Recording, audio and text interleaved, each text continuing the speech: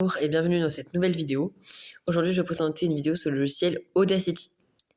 Audacity est un logiciel qui permet d'analyser des sons au niveau de leur fréquence. Donc voilà, au niveau de la fréquence, l'amplitude, etc. C'est vraiment un logiciel pour analyser les sons. Donc, par exemple, là, je vais prendre un fichier. Voilà, j'ai un fichier. Je vais ouvrir un fichier. Voilà, par exemple, il y avait Klaxon Clio. Voilà. Je vais l'ouvrir et on va analyser le son du klaxon de Clio. Tout d'abord, on va l'écouter.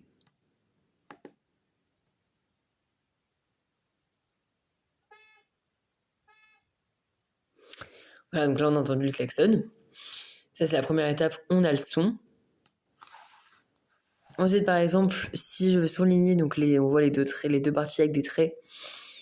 Donc c'est pour avoir le son de manière plus précise, pour avoir la durée. Voilà.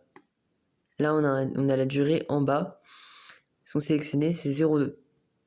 0,2, 0,4. Et le son total fait 3 secondes. Si je le remets, ça va faire 3 secondes. Voilà. Je vais remettre encore une fois. Voilà. En fait, la partie que j'ai sélectionnée, ça fait 3 secondes. Et je vais l'écouter, on va le réécouter. Voilà. Et donc par rapport à cette partie précise, donc là quand on réécoute le son, on va vraiment entendre que la partie qu'on a voulu. Pour en revenir à notre son, voilà, donc là on va pouvoir aller par exemple l'analyser. Donc là je vais dans la partie analyse, je vais dans tracer le spectre. Alors voilà, donc il faut valider. Ok, donc oui, donc il faut que je valide. Donc par exemple là je vais resélectionner la partie que je vais écouter. Voilà, elle est en bleu. Je vais aller dans l'analyse, je vais mettre tracer le spectre, et voilà, on a le spectre qui s'affiche avec la fréquence fondamentale, ici, et les fréquences d'après qu'on appelle les abscisses, les fréquences, les harmoniques, voilà, c'est ça. Et donc on a l'axe, enfin on a l'amplitude en fonction de la fréquence. Donc là l'amplitude, elle varie, hein. Là on est à 48 décibels, tout en haut, et plus on descend, plus c'est fort en fait. Tout en haut c'est vraiment pas fort, là on est à 48 décibels, et là plus on descend, plus on est en bas, et plus le son est vraiment intense. Au début, donc c'est vraiment intense au début, et à la fin, ça devient de plus en plus calme entre guillemets. Surtout au début, on entend vraiment le klaxon où c'est fort, et on est vers 50 Hz en Hertz, donc on est vers un son très grave, assez extrêmement grave, et à la fin, on arrive sur la dernière harmonique vers 8000 Hz, où on est sur un son plutôt aigu. Je rappelle, le champ auditif humain, c'est de 20 à 20 000 Hz. Donc là, forcément, comme ça démarre à 30-40, et ben on l'entend. Et nous, on entend jusqu'à 20 000. Donc là, quand on est à 8 000, on entend. C'est pour ça que c'est forcément dans le champ auditif humain. Voilà, donc là, on a le curseur. Donc en fonction de là où je mets mon curseur, il y a la fréquence qui varie. Donc, ah oui, je peux aussi enlever la grille, par exemple. Là, on voit le spectre, tout simplement. Ou je peux la remettre. Par exemple, là, je mets mon petit curseur qui est ici, je le mets en haut. Donc, je vais peut-être éteindre, enlever la grille pour mieux voir. Voilà. Là, on voit bien mon curseur, je le mets en haut. Et on voit ici la fréquence de 445 Hz, LA4, et Sol 4, il est à 422 Hz. Après, voilà, il y a aussi plusieurs types d'analyse. Donc là, j'ai mes spectres. Je peux aussi mettre autocorrélation standard. C'est un autre mode. Voilà, donc c'est avec le temps, là, les secondes, etc. Je peux mettre en autocorrélation cubique. Voilà, c'est d'autres mesures et d'autres formes. Autocorrélation améliorée, ou même en sepstre.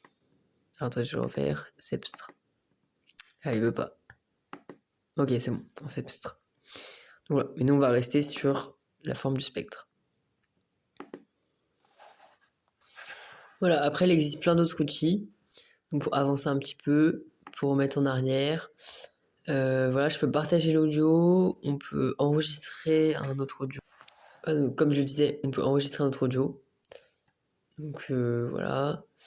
Et après, il y a tous les effets d'analyse. Outils, analyse, on peut se focaliser sur une certaine période. Voilà, donc il y a le temps qui va varier. Si je prends tout, par exemple, hop, alors attendez, je vais tout prendre. Voilà, quasiment tout. Voilà. Ensuite, si je veux zoomer sur le spectre précisément, j'appuie avec la loupe là, pour le zoomer. Donc voilà, on va se déplacer un petit peu. Par exemple, on va prendre le spectre de gauche, qui est ici. Voilà, on va essayer de s'en rapprocher. Donc zoomer, voilà, j'ai zoomé au max. Pour voir la forme un petit peu. Donc voilà, donc on va se déplacer un petit peu sur la gauche. On va se focaliser, je vais zoomer le plus possible. Voilà, on voit la forme des points, voilà. Là, on voit déjà les points qui apparaissent. Voilà, on voit la forme des points.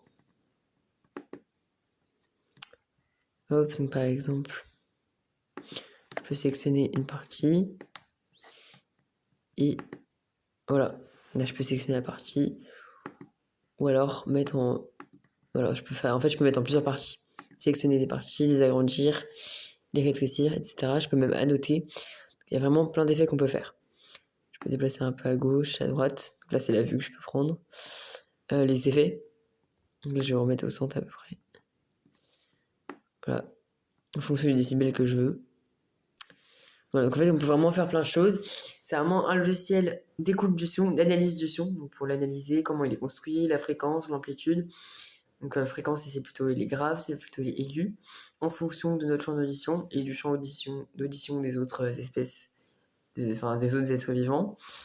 Voilà, on peut aussi produire un son. Donc, en fait, c'est vraiment spécialement un logiciel d'analyse du son, mais aussi de création, d'animation, etc. Donc c'est pas que... il permet pas que l'analyse du son. Voilà, je vous remercie, la vidéo s'achève.